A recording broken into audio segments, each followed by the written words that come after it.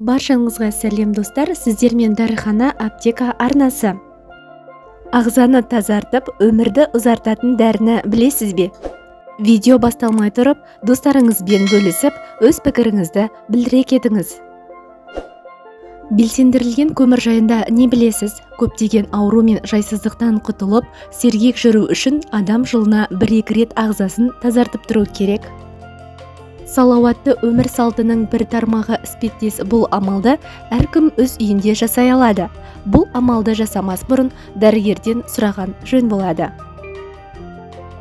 Кәдімгі белсендірілген көмірді аш қарынға 1 стакан газдалмаған минералды суға қосып, 1 аптадай ішіп жүрсеңіз, асқазаннан бастап қарын ішек жолдарыңызды тазарта аласыз.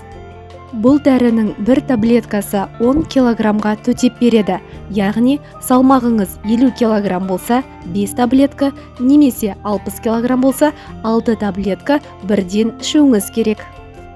Ал таңғы асты 1-2 сағаттан соң ішуіңізге болады. Бұл күндері майлы тағамдардан бас тартқаныңыз абзал.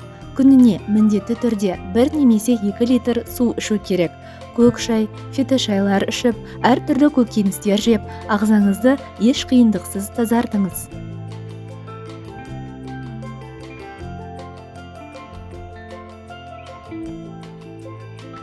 Сіз белсендірілген көмір арқылы бөлме ауасын тазарта аласыз. Күнделікті тұрмыста қолданып жүрген ауа тазартқыштары ағзаға зиян екенін бәрі біледі. Егер сіз үйіңіздің хош иісін сақтағыңыз келсе, белсендірілген көмір таблеткасын эфир майына салып, әр бөлмеге қойып қойыңыз. Осылайша сіздің үйіңізде таза ауа әрі жұпар иіс шығып тұрады.